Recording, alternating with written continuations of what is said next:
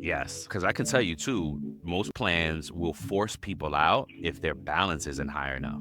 Yeah, Because it's basically, I don't know, I guess it's supposed to incentivize you to contribute more and get your balance up. But if you're low, you don't make a lot of money, it may take you a while yeah. to get there. And Can't then next thing afford you to. know, Yeah. yeah, you can't afford. And I get it. The argument is you can't afford not to, but still, it takes folks time to understand all this. And then to Uh-huh. do it is like another thing. So you get penalized if you don't keep a high enough balance. So this is what it's saying is like portability, especially going from one job to the next. Welcome back, folks. This is episode 31 of It's About Your Paycheck. We're talking about the Secure 2.0 Act today. It's basically some amendments to the 401k Act that are in employees' favor. So it's some good info for us to know, especially if you take advantage of 401k. But before we get too deep into that, how you doing today, sir? I'm good, man. How about you? It's another Sunday for us, Yeah, another man. day of another opportunity to do this, what we Yep. love, Yeah, share word, information. word. So I'm good, man. How about you? I'm good, man. Same here. I'm feeling good, man. I'm in a good place. Still a lot of work to do for ourselves and our regular jobs and this job as we talk to things, Uh-huh. but I'm feeling good, man. I'm feeling really good. And that saying "this too shall pass" is what is ringing now. Like, yes, it passed. But it passed. I went through a really tough spot, just overwhelmed with work and life and things. And I was just like paralyzed for a bit. It happens, right? We're human. You know what I mean? Yep. You're on a new Difference, man. different seasons, right? You're in a new season, a new chapter of your life in GA Yep. now, the Yep. Pretty dirty style, yeah. South, and you liking it, right? How you like Yeah, GA so I far? love it. I love it so far, man. It's totally different. It's not too hot, so there is some heat, Yeah, I do but it's like not that as hot about it. as South Florida and Oh stuff. But gosh, it's yeah. still nice, man. The community I'm in is nice. In fact, I wasn't able to go over there today, but the office is doing like a brunch for the residents, like Oh shrimp and dang, grits and different stuff like that. dang, Yeah, dang! You so wasn't able like, to go get a plate. You didn't have time. nah, What it's time did going they on say? right now. Dang, man, we could have. Dude, I wouldn't have missed no shrimp and grits. Now I love shrimp and grits. That's too. It's funny. Yeah. So That's that's it, cool, man. bro. That's what's up. That's just up. Little things like that. Yeah, man. It make a big difference. Yeah. What else, man? You want to get into pay news? Anything else you want to share? We're sharing. Now let's get into it, man. Let's get into it. What you got for us? So I have something from AARP. It Okay. is a survey that they did recently saying that 1 in 5 Americans over the ages of 50 have no retirement savings. So it's an interesting article. I think it's important, and I think it goes into in line with what today's Very. Yep. episode is about. Yep. So yeah, I'll get into it. There's areas I'm gonna touch on. I won't Okay. go too deep into those, as I always say, but just talk through real quick. Yes. So number one, there was some retirement savings statistics that they did, right? 20% of adults age 50 or over have no savings at all for retirement. No savings at all for retirement. And then they have some financial concerns that 61% of adults 50 or over worry that they would not have enough money to last through retirement. So 61 of those, the people who have retirement savings, are worried about not having enough to carry them through. Yeah. And some gender disparities, right? Amongst men, 40% of men saving for retirement feel that they are saving enough compared to only 30% of women. Number two, financial security challenges. So there's a decline in the financial security that people feel. The growing perception of financial insecurity among men, with 42% describing that their situation as fair or poor, which is up from 34% in early 2022. A lot of that has to do with inflation. We talk about inflation a lot on this show. So I think as prices have gone up and inflation has increased, people are aware like, hey, this is impacting my retirement funds. I'm afraid that I won't have enough. Yep. Then there are some barriers to savings, right? Everyday expenses remain the top barrier to saving more for retirement. Again, that's that inflation, the price of food, the price of gas, the price of housing, all those things are going up and remain barriers for people to save. Credit card debt is another thing, right? About 1/3 of older adults with credit card debt carry balances of $10,000 or more. Mhm. And that is indicates a significant financial strain. You have to carry that balance. What's going to happen? You're going to get more interest. That those bills are going to compound, and it'll be harder to pay down those credit cards. Yep. So I can think about that. So these are for people that are ages 50 or over. And then number 3, there's economic concerns. Inflation impact, like we just said, 70% of these people worry about the prices rising faster than their income. I think everybody is worried about that. Yep. Basic expenses, 37% worry about covering basic expenses like food, housing, while 26% are concerned about their family caregiving costs. So childcare might be going up, babysitting might be going up. Always going up. These people may have to raise their prices because if the babysitter's Yeah. not in your neighborhood and they have to drive from across town, hey, I need to charge you a little bit more because gas is more expensive. Gas went up. Yep. Everybody's going up. Retail places honestly, retail places have to. They have to keep track with everything because if, just like you said, if like the daycare is spending more to exist, they have to charge. They got to pass that on to the customers. Unfortunately. And if they're paying more, they're paying their employees more, all that pounds. It's a trickle down effect. Yeah. Trickle down, trickle up. Number 4, legislative efforts and state actions. So there are some state programs out there that AARP has collaborated with 19 states to establish programs for those without employer-sponsored plans. So there's federal legislation out there, like the Retirement Savings for Americans Act of 2023 and the Automatic IRA Act of 2024 to expand those retirement security initiatives.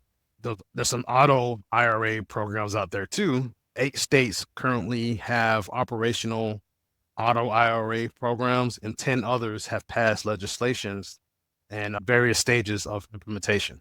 So there's some states like California, I know is one of them. They have an auto IRA program. They require employers to automatically sign their employees into. Yeah, it's also part of the Secure 2.0 Act that we're going to talk a little bit about. And then last but not least, number 5, this is calls for action. AARP emphasizes the need for swift congressional action to support older Americans financially and ensure widespread access to retirement savings options. Access to workplace retirement plans significantly increases retirement savings likelihood, yet a large portion of Americans lack such access. So that's it, man. I think this is a great article. There's way more detail in there, and you can find out way more. It'll be in the show notes once we post this episode. And that's all I have. What do you got, man? Mine's really quick and light. I've been paying attention to the remote work conversation that has been going on since the pandemic, and more so after the pandemic started ending. It was becoming more of, do people go back to work or not in the office? And I understand from a business perspective, when you do commercial leases, you get leases for 10, 20, 30 years, the business. Right. So it's not easy for a big business to come out of their lease now and downsize just because people want to stay home and they don't need the space anymore. They really want to get back to work. A lot of folks feel it does more for the business. Point is, the argument goes either way, right? How productive you are at work, how productive you are at home. One of the articles that I think I shared last time was that the well-being, right? Remember we were talking about how it increases the well-being and mental wellness of employees being able to do a few days from home. So anywho, to that end, Dell's workforce Dell, the computer company, had return to office or else. And nearly half of the workers chose the or else because they're like, no, we don't want to go back to work. It doesn't make sense. They've been productive from home, and these are all remote jobs. But Dell, of course, as big as it has probably a big campus, a big footprint real estate wise, and a huge expense. So who knows? They have their reasons, of course. But the workers stood up and they were like, no, we're not coming back. They do have to, you read the article and in the show notes and whatnot, and it goes into kind of some of the things that they're willing to give up to stay home. And wasn't one of those things like it's like promotions? Yes. That's exactly right. they agree that they can no longer be promoted or hired into new roles within the company. Wow. It's crazy. And my guess is that's gonna change, right? Because that's not retention. Because what if you have one of your best teams is home?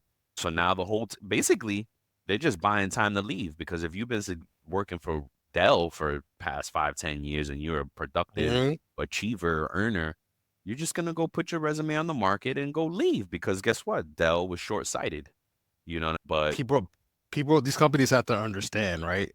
COVID changed it forever, right? Of the workforce.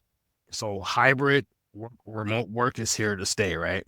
yep, And these people, plenty of other Americans have had to shift and completely overhaul their lives in yep, order to fit their work schedule. And now that they've done it, they're like, I don't want to go back. It works for me. I'm this saving more works. money. You know, Yeah. it's better for me in my life. It's more Yes. accessible for me and my kids. Yep. I'm able to pick them up when I need to or Especially if you whatever. have a family. Yes, man. You know what I'm saying? Especially. So I think there definitely needs to be some more considerations. That I feel like they gave a lot, like the promotions, like no longer being promoted internally.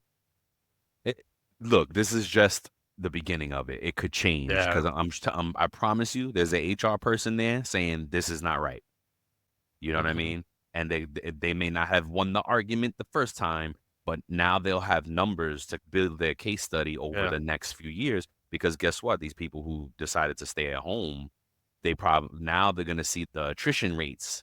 They can be like, look, everybody who decided to stay at home, 50% are gone now.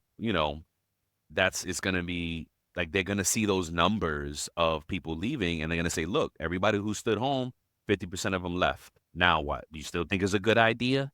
Oh, and in the article it says many interviewed admitted that they were looking for other work at other companies that aren't trying to corral employees back into the office. Wow. So that it's a short win for them because they get to stay home and now they get to look for another job while they're home. So what are you really doing? You letting good talent leave. Yeah. It doesn't make any sense. One person they'd spoken with colleagues who had chosen to go hybrid. Those colleagues reported doing work in mostly empty offices, punctuated with video calls and people who were in mostly empty offices, basically.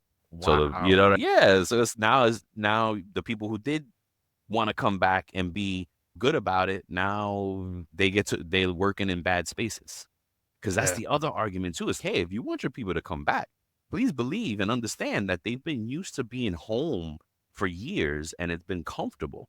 So like you have to try to give them What incentive is one there? incentive, right? What How incentive? Like, comfortable are you making it? Are you going to give free snacks? That's a big thing right there, right? Because food when you're is the big home, expense. I get to walk 5 feet here and I have a gourmet kitchen at home. Like you got to do. What was that statistic that we said? Like, how about the people who are going to the office? They spend $50 a day, 51 bucks a Yes. day Oh my when gosh, they're that's going to right. the office. $50 a day. Yes, and 70 if you have a dog or a Yes. pet. Yep. Yep. That's nuts. That's Yeah, it's nuts. crazy. Yeah, exactly. They get to spend they save a ton of money. And again, if you have a family, the way you get to I had a friend that posted on Facebook the other day and I don't understand how I gotta drop my kid off at 8 to be work at 9 and then the kid gets out at 2, but I don't get out till 5. Like, how does that work? Make that Yep. make sense. You know what I mean? So it's different, man. It's different. And I think again, I'm glad to see now that the wave of media is in support of hybrid and remote Mhm. because the Yep. media that I was seeing before was supporting the big businesses about getting them back Yeah. to work. So yeah, that was mine for today. All Thank right, you for man. That's letting me great. That's spill. great stuff, man. I think before we get into our sponsor message here, but the Yep. wonderful Time Track Go, Yep. I think that some of it may be because these companies have these leases for these buildings. Nobody's going in to the Yep. building, so they're just That's what like, it is. Yep. Yep. Yeah. And it's a lot of money. It's a lot of money. They were going through the same thing in Manhattan because it changes even the landscape of retail business. Because in Manhattan is a great example of this type of experiment or impact or effect or whatever. Because Manhattan is only Mhm. like 1 million residents, but during the day it swells to 3 million people there. So 2 million people commute into Manhattan And to work. So It's think about crazy. the businesses, and there's parts of Manhattan that are very business only. Yeah. And if you try to, like, the restaurants and places around there, they're only open when 9 to 5, Monday through Friday, and they support the people who are coming in to commute. So those businesses are suffering also. So that, like, I get there's an argument on both sides, but don't make stuff up either. Don't make up Yeah. things that aren't true to support Yeah, I your get it. argument. I get it. I get it. So yeah, so let's get into a word from our sponsor here. And this is a great example of how these things are sometimes tough, because I was sharing with Wall over the past few days that I was actually reading this wrong. And this change for effective July 1 and effective January 1, 2025, there will be two increases, one on Mhm. July 1 and one on January 1. The current salary threshold for exempt employees is 35 and change, 35K and change right now. But it's going to go up to $43,888 on July 1st. And then it's going to go up again to $58,656 on January 1st of 2025. TimeTrakGO rightfully was putting out there a free month to attract folks to, or not attract folks, they're putting out a free month for anybody who's wanting to test the system out, because now you may have more employees that are due overtime. And Yep. Walt's going to get into a little bit more of that. But again, effective July 1, it goes from 35 to 43. And then effective January 1, it goes from 43 to 58. That's a big impact. Yep. It's a huge impact. It's right around the corner. So, like Brian was speaking to, that means that millions of workers potentially going to be required to track their time and attendance now. Whether you're new to time tracking or you're just looking for a change, TimeTrakGO provides a simply better solution that can definitely have you up and running in a matter of minutes. If you follow our link in the episode notes, then you'll get your first month free. So don't miss out. Take advantage of the special offer. Use the link in the show notes to start your 14-day free trial in the month of June to get that first month free. So you can go to, if you want to learn more, you can go to www.timetrakgo.com. That's www.timetrakgo.com. Or you can call 888-321-9922. Let's go. Let's go. Yeah, man. All right. So we're going to get into it. We're talking about the Secure 2.0 Act today. And basically, Mhm. what is Secure 2.0? Folks will be like, what? It's formally known as the Securing a Strong Retirement Act of 2022. And it's a piece of legislation aimed at enhancing and expanding retirement saving opportunities for Americans, right? We know Mhm. America, 80% of Americans now live paycheck to paycheck. Like Walt just reported here, folks over 50 don't have enough retirement funds. Like we've Yep. reported, 60% of Americans don't have an emergency savings account for at least $1,000. Like all these things that are stacked against us as Americans as far as saving money. So the government came out to push it along and force things a little bit, just a little tweaks. And I was reading a little bit about it before the show, and they didn't get everything they wanted. So there's a lot of with all these legislation things, there's always like they want 20 things and they might get 4. Mhm. That was part of it, but we're going to cover some of the things that they actually did get as far as in the 2.0 Act. And again, it builds upon the original Secure Act, setting every community up for Retirement Enhancement Act, Secure. Oh, this is great. Your acronyms, you love it.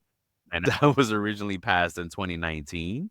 And then they are following up with this, right? Yeah. Look, how many did we got here? 9. We did the 9. first 4 or Yeah, 5, and then I or finished it off. sure do. Secure Act 2.0, recent legislative update, introduces several key changes aimed at enhancing the retirement system in the United States. And here's a breakdown. So the first one is called RMD changes. Basically the age for starting required minimum distributions, RMD, from retirement accounts increased from, it looked like a decrease, but the way they word it is increased from 73 to 72. So I guess down from the age of 73 down to 72, which is Yeah. still high. Like, Yeah. anywho, this delays this delay allows retirees more time to grow their retirement savings before mandatory withdrawal. Okay, no, so it did go up. It went to 73. Then it was at 72. It went to Yeah. 73. Basically, if you stay in the account so long at a certain age, they require you to take the distributions out because it's built for Yep. retirement. It's not there. Yep. It's not a lifetime savings account. And then the penalties for not taking RMDs were reduced from 20 to Wow. 25% from 50%. Isn't that crazy? Because but you, It says if corrected correctly promptly. promptly, yeah, if corrected promptly, yeah. Roth accounts and employer plans will be exempt from the RMDs and 24. And a little bit around that is the IRS is so strict with this because there's a tax-free component, right? Yeah. So that's why they're so strict with this. If folks are thinking about it, oh my gosh, why do they do this? My money, blah, blah, blah. It's a retire. It's Mhm. built for retirement. It's not savings. If you want Yep. savings, save it, right? If you want a retirement growth vehicle, that's what this is. So there are rules and regulations around it that you got to pay attention to. That's Got to all. think. Yes, you got to think about it because some of these accounts you gain interest on. So as a way of government to protect themselves from having to pay so much interest, they're like, "Hey, we're going to force you to take this money out Yes, so you can use it to live off of because we don't want to keep adding interest to it or that's whatever." right. So 73, take all your money out or It's whatever, for mandatory right. withdrawal. Number two is catch-up contributions. It says starting 1/1 of 2025, individuals aged 60 to 63 can make annual catch-up contributions up to $10,000 to workplace plans, indexed to inflation thereafter. IRA catch-up limits will also be inflation indexed from 24 onward. Now, this is curious. I'm curious now because I wonder if it's because they already allow folks 59 or was it above 50 actually to do a catch up. Yeah, I think it's over 50 and over to do a catch up now. So I wonder if this is an additional catch up at 60 to 63. You can put even more in. And Uh, again, folks, IRS is limited because of what they allow you to do as a tax wise. They put a lot of strict rules around this. So they yes. say if you're under 50, you can only contribute X amount. But if you're over 50, you can do that amount plus. So now that I think, if I'm reading it right, at 60, you could do another catch up and put more. Number three is Roth Hold up. options. Oh, go ahead. Before What's you up? move on, like I want to just put a little bit, put it in more common Concrete. language for people. Yeah. The inflation indexing means it's like automatic cost of living adjustments built Oh, in yep. into built into tax provisions to keep pace with inflation. So that's Perfect. another way to think about it. Okay, hey, it's an automatic adjustment. So that 10,000 that Brian spoke to, it It could may be more. increase as inflation goes up Nice. potentially. See, and that's good too. That's a good call out. And I see that it's doing a little something because they haven't been doing that. I don't know if they have because it does go up a little bit every year. Mhm. Okay. So yeah, but that's really good, right? You think about inflation, you think about saving money in general, you should be saving more money as inflation goes, you should save more, right? If you, oh, I'm saving 10% now. Yeah, 10% on yesterday's money is not the same as 10% on tomorrow's money. Yeah. So you may want to make it 11, 12% as inflation goes or whatever that right math is. Um, Number three is Roth options. Employers can now offer matching contributions to Roth accounts, allowing tax-free growth on earnings with RMDs still applicable until 24. Okay, so that's cool. I didn't realize that. I guess I did. I just never thought about it. Companies don't match Roth. They match the 401k piece. They don't usually match Roth. And that's true. So look at That's that. true. You can get a match Yeah, on the Roth now, which is great if your that's employers, great. yeah, more money. And then sidebar here is if you are contributing to your 401k and your company doesn't match, make sure you're maximizing that match. You're leveraging that match out, right? Yeah. Meaning don't leave any money unmatched, basically. So think about get the calculation and understand, okay, wait a minute, I could do Yeah. 5%. They only match, for instance, they may only match up to the first 5% of what you contribute. So Yes. do at least 5%. Don't do 4%, do 5% so you can get that total match. And Anywho, you want understanding of that, right? Because if they say to 5% of yeah. what you do, it could be different, right? It's it could be because I've been in situations where the company was like, oh, it's not the total 3% that you're putting in. We'll do a certain percentage of that percentage that you're doing in. Right. And so you just want to Yeah. make sure that, what's up? No, go ahead. Yeah. Yeah. You want to make sure that you understand The exactly calculation. what. Yes. Mhm. I wasn't going to get into it because it does get complicated. But what Walt's saying is, because I can give you a good example, is some companies will do 25% up to the first 5% of your. Now, what does Yeah. that mean? What it means Yes. that they'll only do 25% of that 5%, right? Yes. And it just ways that they get nifty on the matching. When I first learned about it, I was like, what? And I had to like put it in an Excel. It took me a while to understand what it is, but it's just for me, it's not very transparent. It's a way that companies are oh, we do a match. Yeah, but the 25% up to the first 1.25% of your, blah, blah, and then 3% after that. Like, what? So anywho, just make sure you understand the calculation. Get your whoever HR, finance, payroll to help you understand it so that you're maximizing that contribution. Number 4 is qualified charitable distributions. So individuals age 70 and a half and older can direct up to $100,000 annually and adjusted for inflation to charitable trust or annuities as QCDs counting towards RMDs. Okay, qualified charitable, and it counts against your required manual distribution. This is where things get a little complicated, right?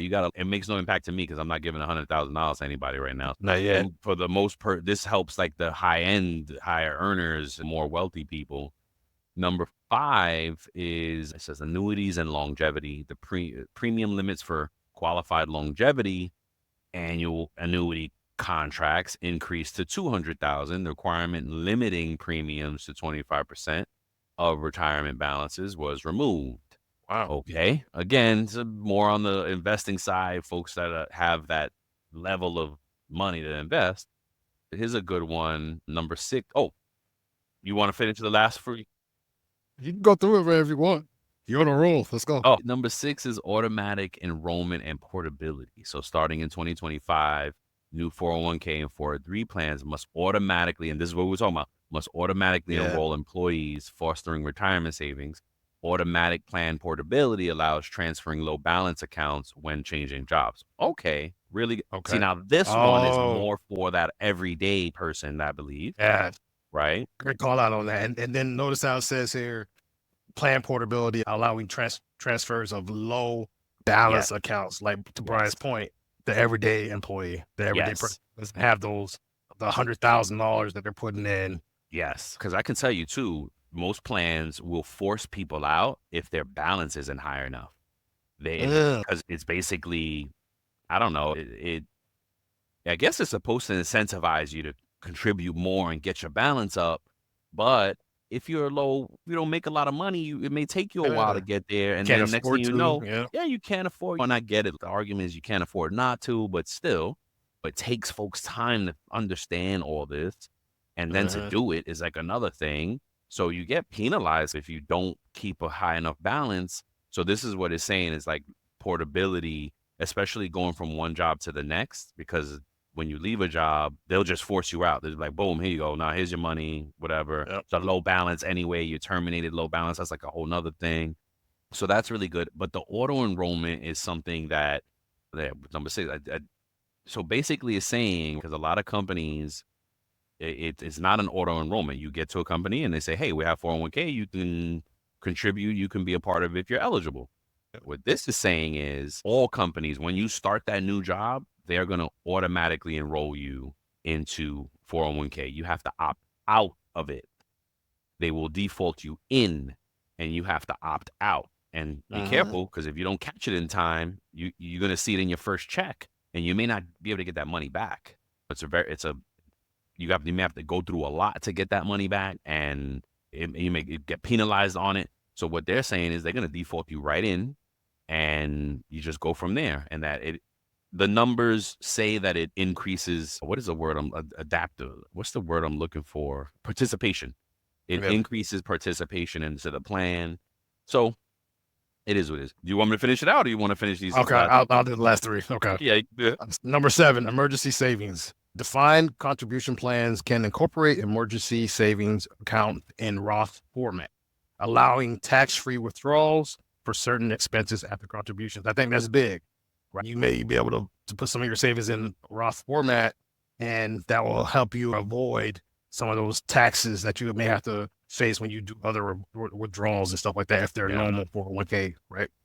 So number 8, student loan assistance. So employers can match retirement contributions to employees making student loan payments starting in 2024, encouraging savings despite your debt obligations.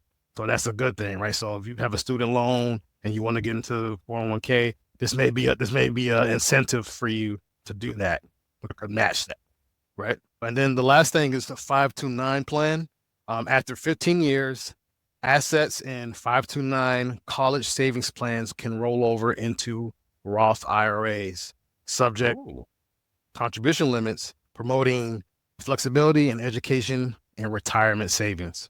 So that's a good thing too. Yeah, that's a really good one. And so these, go ahead. No, I was just going to comment on the student loan one. It's cool because they're basically saying if they do a match, it's not if they don't do a match, then they may not do this at all. And it's not mandated. It's just employers can, keyword can match.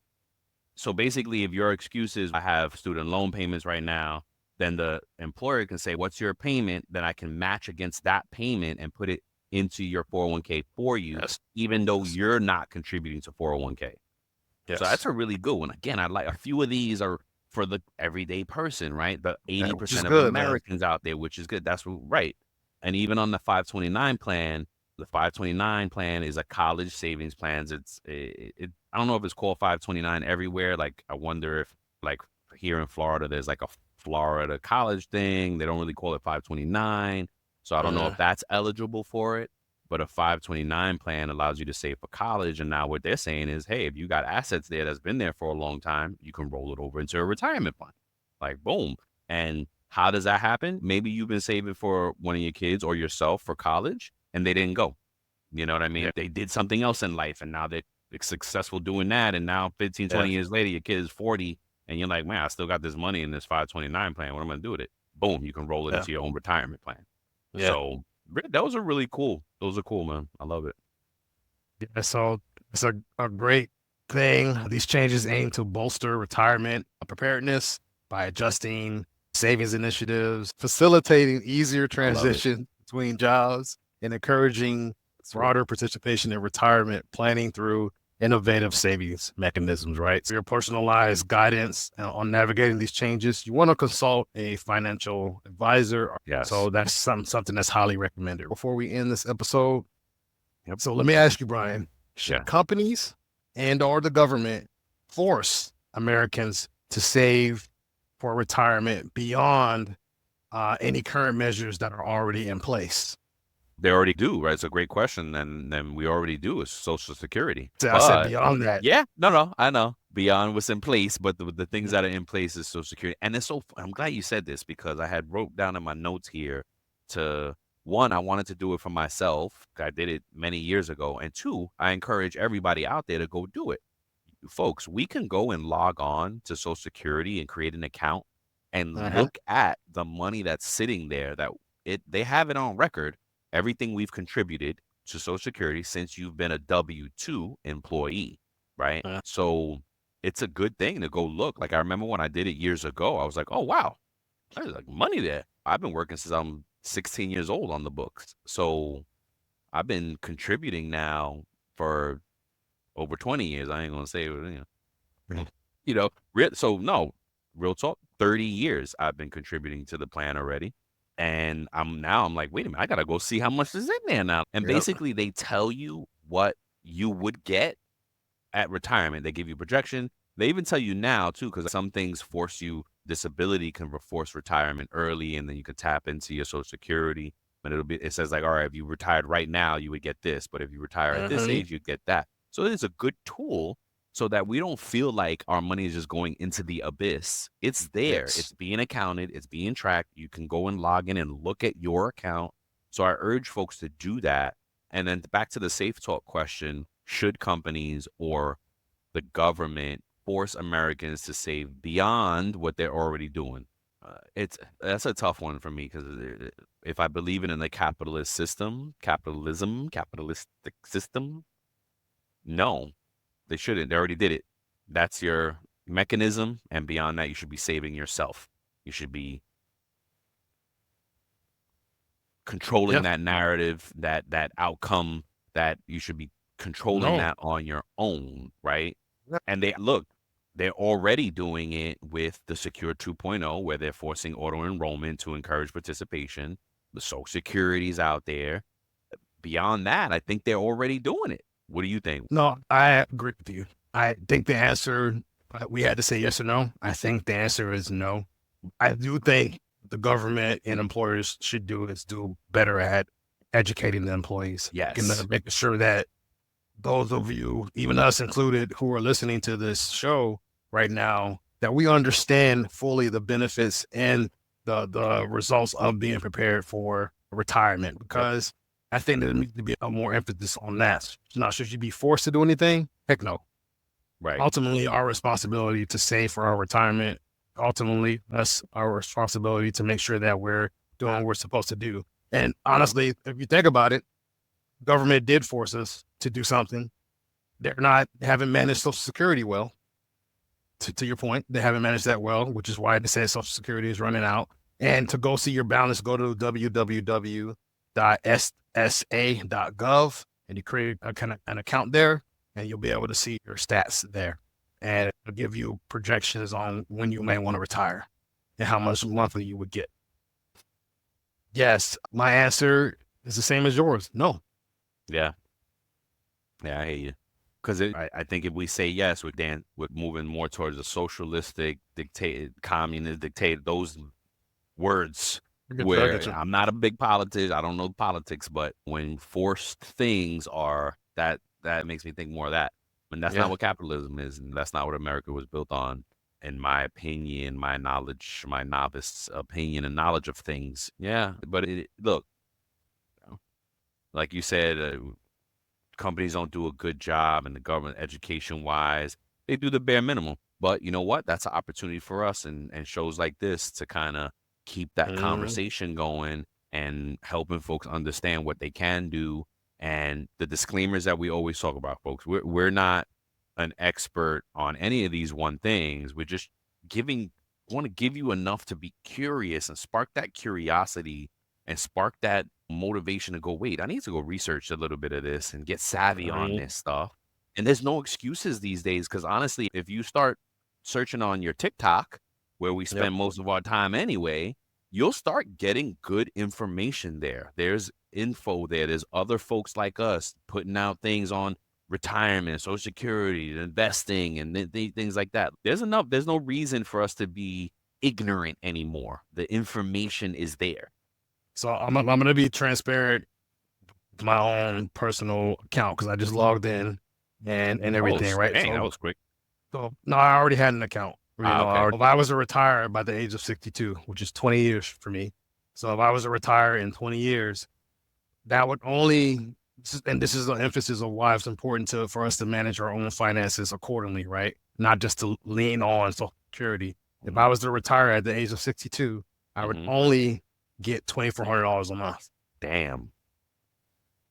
So that's why it's important. Yeah, that's why it's important for you to manage your finances right now.